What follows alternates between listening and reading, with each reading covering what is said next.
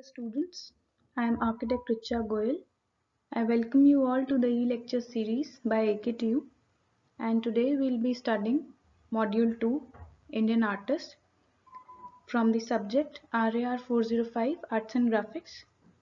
Module 2 basically gives a brief overview of the art and artists in India, and the artists which we are going to study in detail is Nandlal Bose, Amrita Shergill and Jamini Roy.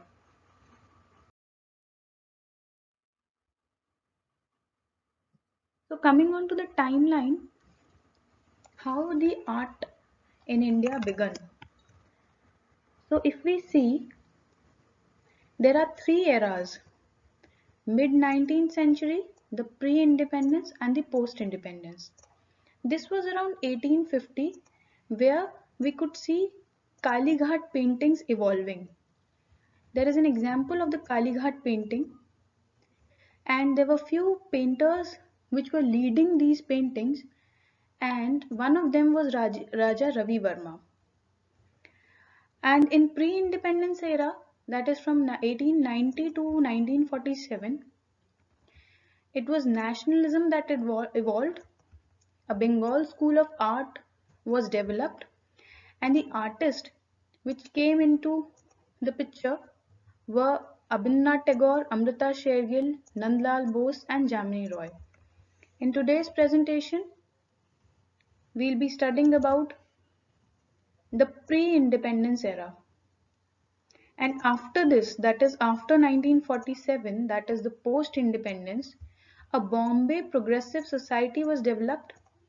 Individualism came into play, and the artists which were famous for this era were M.F. Hussain, F.N. Souza, H.S. Raza, and Satish Gujral.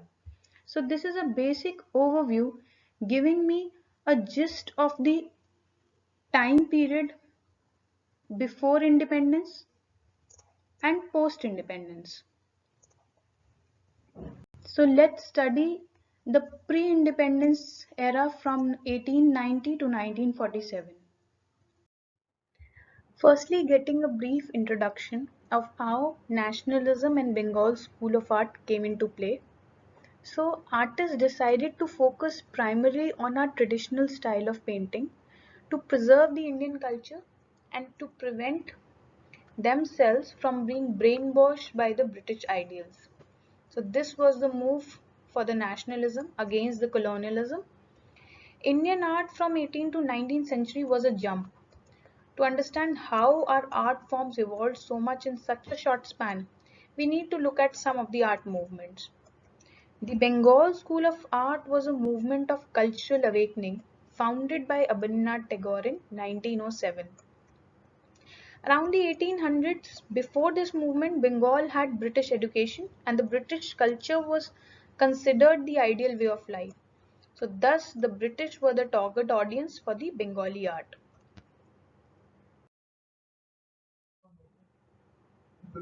Unsurprisingly, the British were intrigued by the Indian art forms, which was the reason Bengal created their traditional art. The partition of Bengal is the exact point in time when Bengal transformed from pro-British to anti-British in the year 1911. There was an artist, E.B. Havell, who played a key role in preserving Indian art form. Initially, he had taught in Calcutta School of Art, but his influence was mostly successful after the partnership with Abhinanath Tagore. Tagore's painting depicted the revival of the Indian art forms, and he became increasingly popular among the locals. The Bengal School of Art came to an end around 1930s, but it was this movement that truly prevented the death of Indian art practices. After pre-independence, that is the post-independence time, the progressive art group completely transformed the Indian art practices, and it was found in 1947.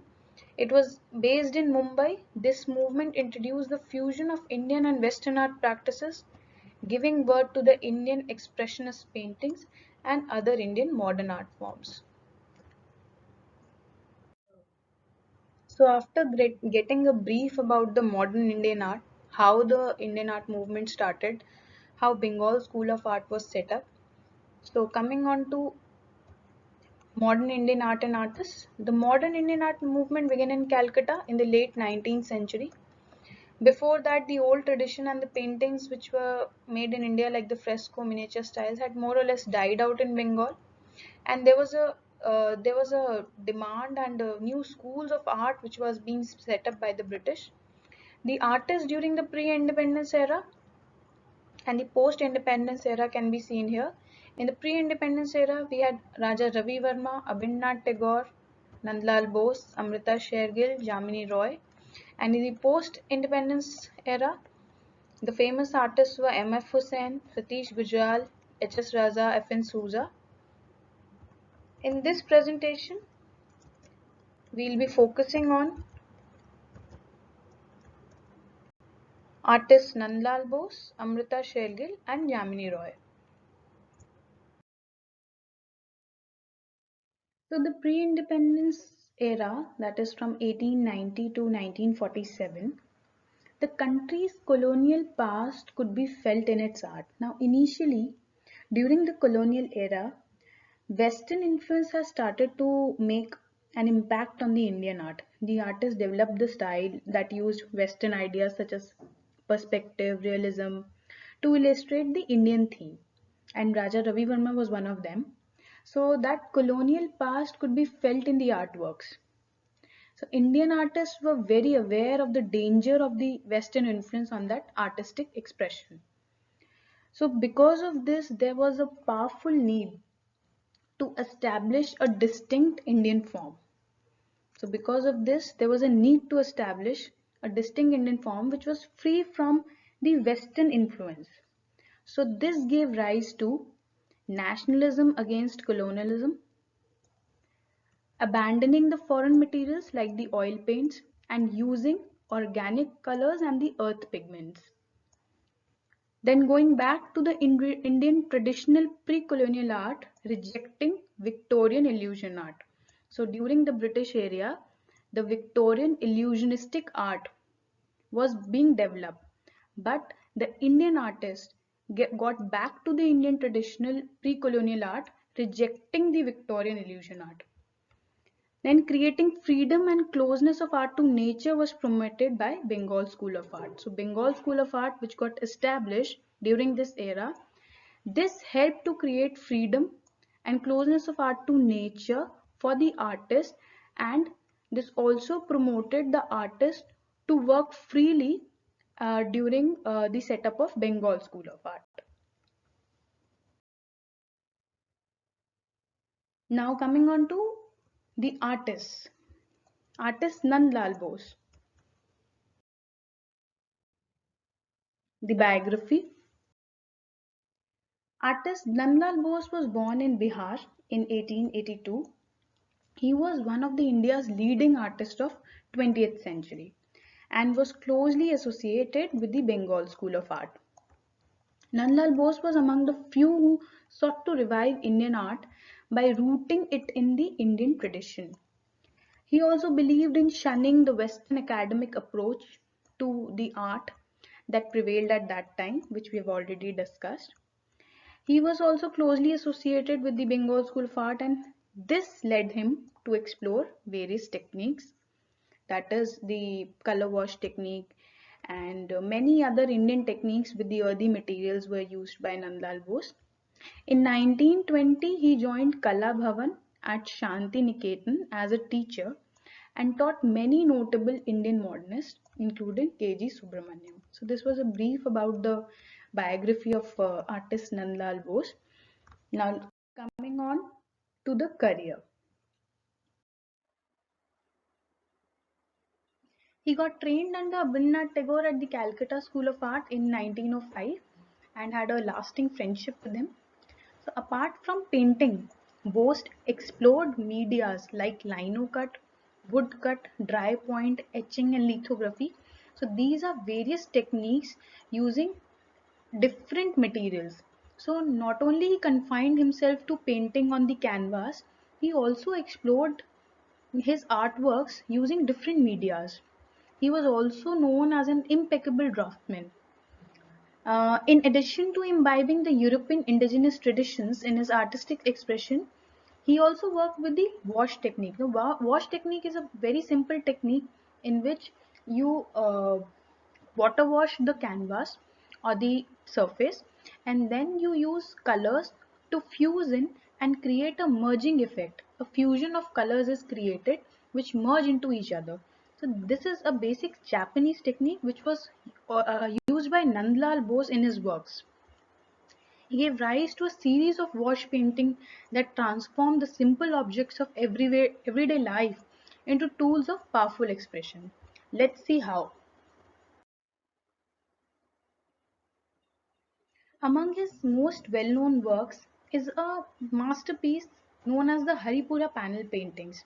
This is the example showing the Haripura posters, in which you can see some very basic rural activities which are performed by the villagers, and he actually painted them using all earthy colors, very subtle and very flowing and rhythmic lines were used. The detailing in the person, you can see here how the cuts and the muscular lines are shown to bring that natural and the realistic effect. So this was a panel of paintings prepared by Nandlal Bose. Another series of 77 panels were made by him in 1938 on request of Mahatma Gandhi to paint the Congress session in Gujarat. It was a very famous series of panels made by Nandlal Bose. Then the dynamic portraits of everyday life cover every aspect of rural existence. He usually painted subjects like a humble cobbler, tailor, farmer, a woman milking a cow. You can see it here also, and handled it with superb artistic discipline. The blending of classical formal technique with the vibrant rural matter and themes drawn from the rural India gave him art fundamental directness. So the directness, the subject, the matter he used to paint was very direct, and it was attaching, it was like creating a sense of attachment with the villagers, with the local people, which made him famous. Coming on to his art styles. Though he incorporated several techniques, including European paintings, into his artworks, he always tried to focus on the Indian subjects. We have seen some examples, let's explore some more. In fact, paintings were loved by the villagers as he often painted day-to-day lives of the villagers. Very sophisticated techniques were used. As we discussed, he used the color wash technique and just painted the subject matter very simple in a simplistic way. You can see here Shiva drinking poison. We have a wash color of yellow, orange, and brown, and he has painted the subject very simple, keeping it very simple and subtle. His style of painting reflected the historical artisan tradition as well as contemporary practice of Indian art form. He also painted the contemporary Indian practices. We can see some examples here. In this, we can see some of the Indian traditional artworks done. So basically, the concept or the art styles which he kept in his paintings were related to either mythology or keeping the subjects very simple and related to the villages and the villagers you doing day-to-day activities. Mostly he worked on three themes, that is Indian mythology, women and the village life. Here we can see all the three examples. In this I can see a village life where you can see a man who is being shown. The body structure can be seen, which is a very skinny man, shows me the poverty. At that time he is grazing the cows in the field. Then again an old lady carrying something on the head and working. This shows the painting from the Indian mythology. These are again some of the artworks of Nandlal Bose showing the daily activities of people and the village scenes. Here you can see the ladies who are working in the fields, and an evening where the lady can be seen behind the tree, the village huts, and again one example from the mythology, the Saraswati. These are again some of the paintings which show the simplistic strokes being used by Nandlal Bose to depict the subject matter based on the rural and the village life. You can see here the various examples: a women playing the matkas, a violin being played, then short stories. He wanted to depict short stories using his artwork. These are some of the examples of the women and the mythology which he used to depict. This you can see a bride getting ready, a mother feeding children, then a mythological scene from Lord Krishna and Radha, then again some women which are being shown very beautifully using very simple art techniques. Coming on to the achievements, and Nandlal Bose was honored with many prestigious awards. Some of the awards are the Padma Bhushan, the Honorary D.Litt, and the Silver Jubilee Medal. So, the contribution of his artwork was very appreciable. So, he was awarded by very famous and was honored with country's highest awards. So, these were the contributions to the Indian art by Nandlal Bose. Moving on to our next artist, that is Jamini Roy.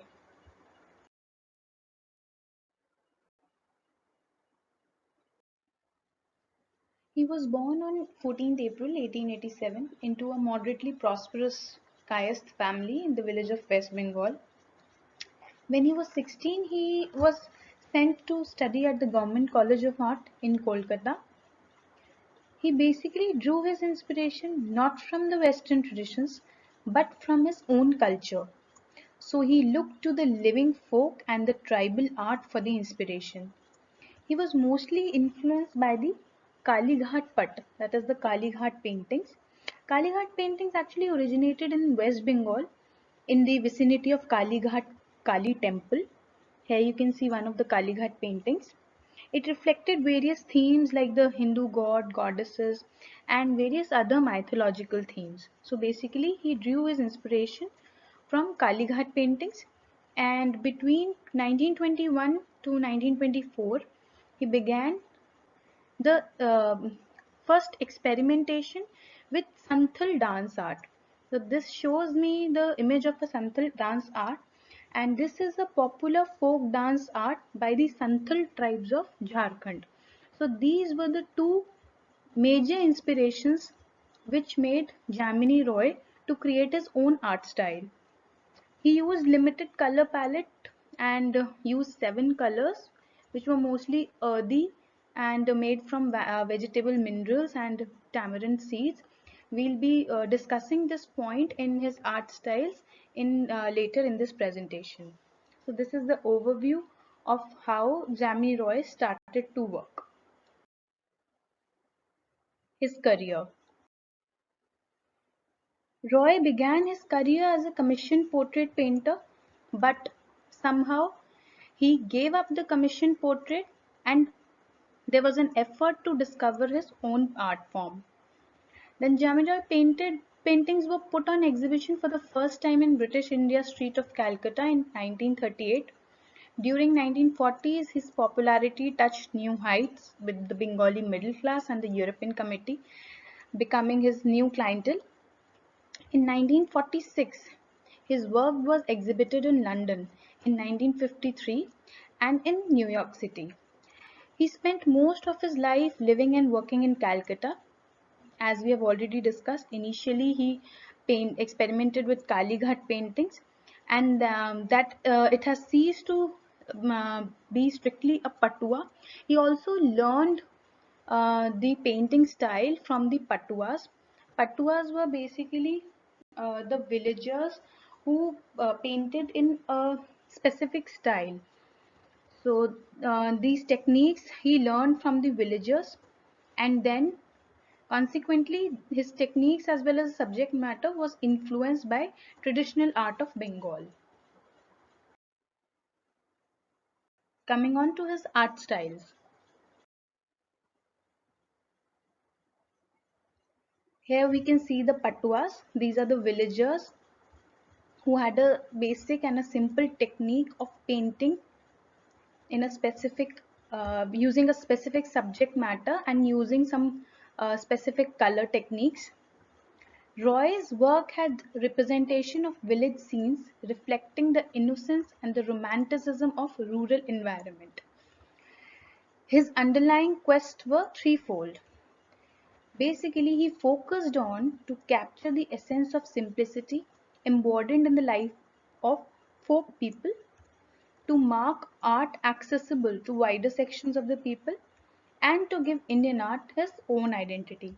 We can see here some of the portraits by Jamini Roy.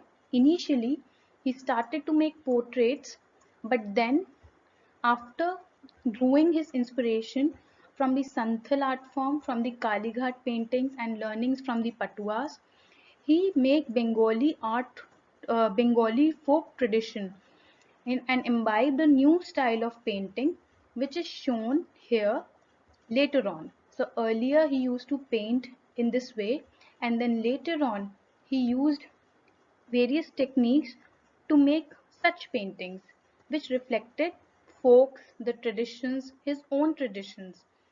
And then with simplicity he made a new style of painting. As we have already discussed, he had limited his colored palette to 7 colors and mostly earthy and vegetable minerals, and he used very local techniques to form the color. He never utilized the British techniques of coloring. He made organic colors using tamarind seeds, egg whites to bind the colors. So very basic and simple techniques were used to form colors and then use it on their canvas. He created very sophisticated forms. Roy could not ignore his formal education in the art and brought a certain sophistication to his figures.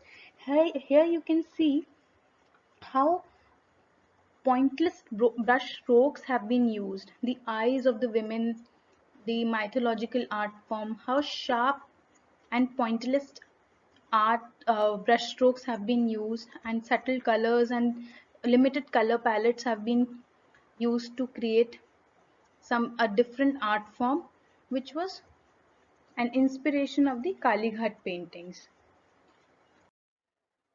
Here are some more examples: the three women performing a dance art, and then a mythological theme painting, again a dance art form depicted. He painted ordinary rural people, scenes from Krishna Leela, scenes from the epics, icon from folk cuts of the region, and some witty representation of some animals can be seen. So this was the art style he developed, he explored, and he executed, and which was very different from the other art styles. Achievements. In 1955, he was awarded the Padma Bhushan by Government of India, the third highest civilian award. He received Viceroy's Gold Medal in the All India exhibition for one of his works. Then he was from the Archaeological Survey of India. India declared his works among the 9 masters whose work was considered to be art treasures, having regard to their artistic and aesthetic value. On to our next artist, that is Amrita Shergill.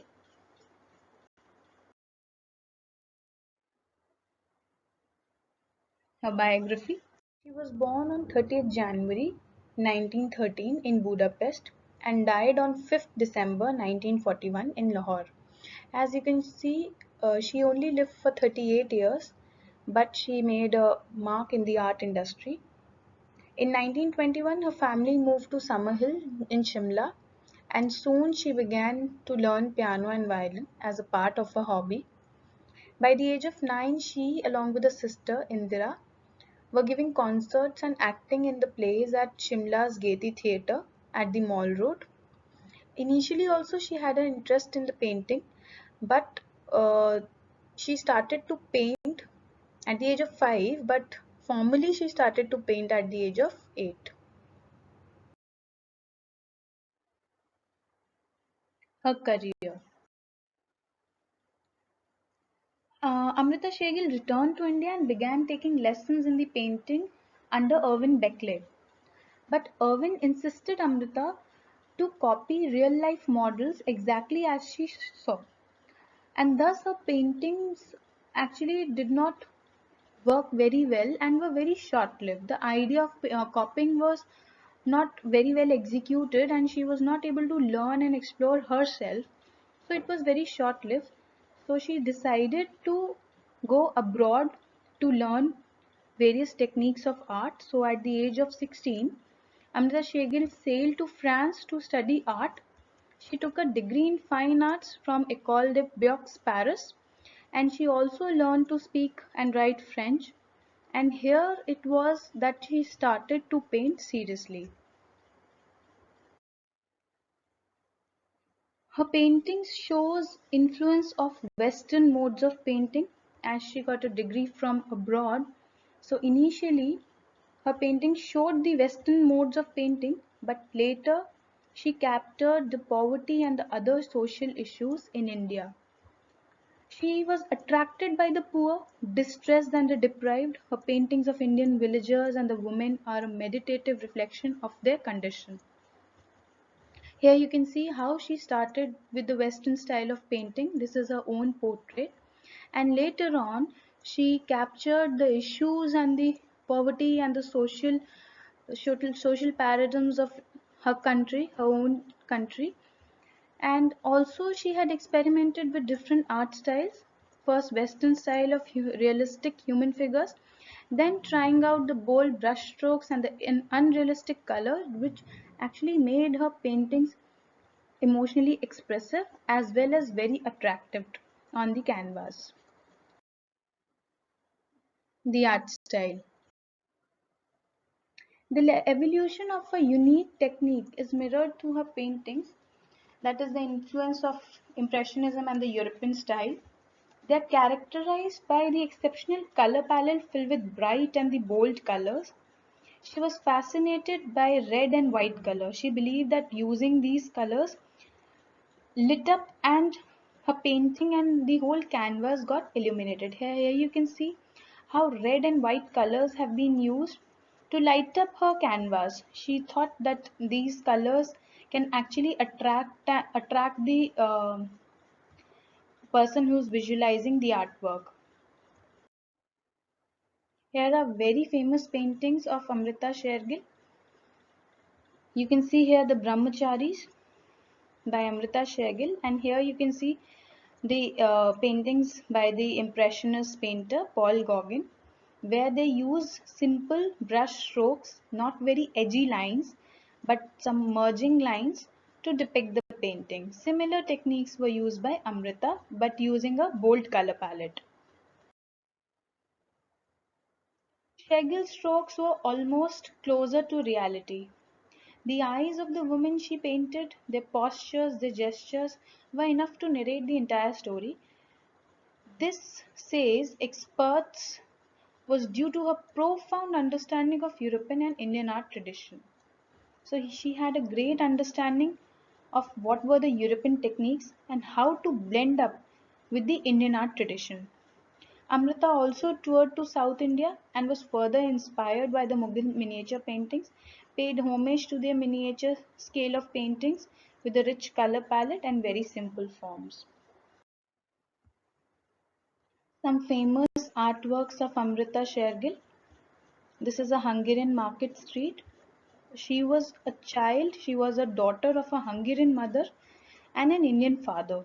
So she was also influenced by some Hungarian scenes apart from painting the Indian and the traditional village artworks. The camels, the child bride showing an Indian girl, women on a charpai, a dressing table, the young girls. So it is a mixture of the European as well as the Indian art forms. Her achievements. She was one of the most promising Indian artists of the pre-colonial era, youngest and the only Asian to be selected as associate of the Grand Salon in Paris. Amrita Shergill was a renowned Indian painter. She was one of the most charismatic and promising Indian artists. Most of her paintings reflect vividly her love for the country and, more importantly, her response to the life of its people. So these were the achievements of Amrita Shergill. So, students, we have studied the modern Indian art, how it had evolved, and how these painters had contributed to our society, to the art industry, and what were the various art styles and techniques used to depict our culture and our heritage at that time. So thank you, and in the next series of lecture we'll be covering the post-independence era and the art and artists of post-independence time. Thank you so much.